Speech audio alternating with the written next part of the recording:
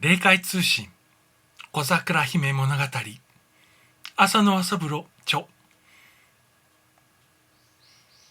54雷雨問答。それから間もなく私は随分と激しいライブの実況を見せていただいたのでございますが、外観から言えばそれは現世で目撃したライブの光景とさしたる相違もないのでした。まず遥か向こうの宮までゴロゴロという音がして、同時に目もくらぬばかりの稲妻が光る。そのうち空が真っ暗くなって、辺りの山々が血のつくような猛雨のために白く包まれる。ただそれきりのことに過ぎませぬが、中身から言えばそれは現世ではとても思いもよらぬような不思議な、そしてものすごい光景なのでございました。雨雲の中をよく見るがよい。目を離してはならぬ。おじいさんからそう注意されるまでもなく、私はもうさっきから一心不乱に深い統一に入って黒雲の中を睨みつめていたのですが、たちまち一体の竜神の粒子がそこに鮮やかに見出されました。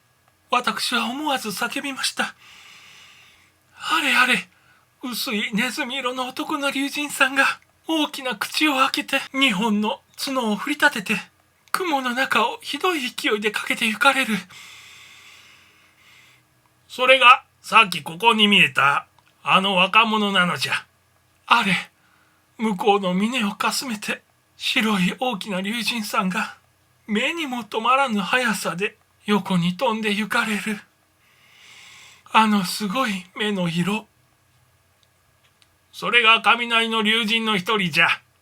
力はこの方が一段も二段も上じゃ。あれ、雨の竜神さんがこちらを向いて何やら合図をして向こうの方に飛んで行かれます。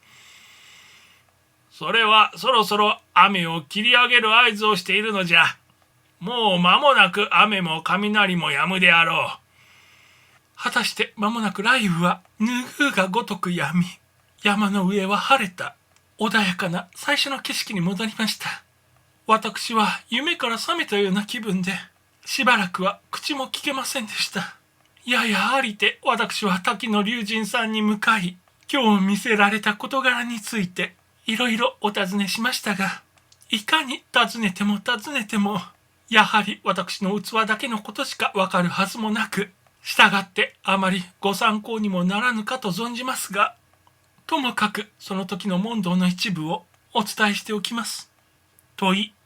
雨を降らすのと雷を起こすのとではいつもその受け持ちが違うのでございますか。答え、それは無論そうじゃ。わしたちの世界にもそれぞれ受け持ちがある。問い、どのような手続きで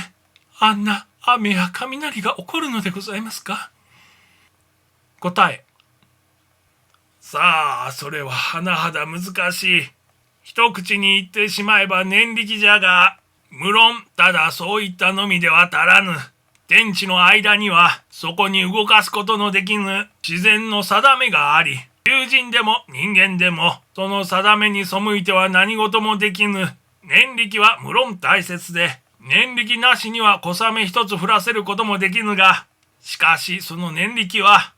何はおいても自然の定めにかなうことが肝要じゃ。先刻雨を降らせるにつきても、わしたちが第一に深海のお許しを受けたのはそこじゃ。大きな仕事になればなるほど、ますます奥が深くなる。わしたちはいわば神と人との中間の一つの生きた道具じゃ。問い、先刻の雨と雷とはいずれもお一人ずつでやられたお仕事でございましたか。答え、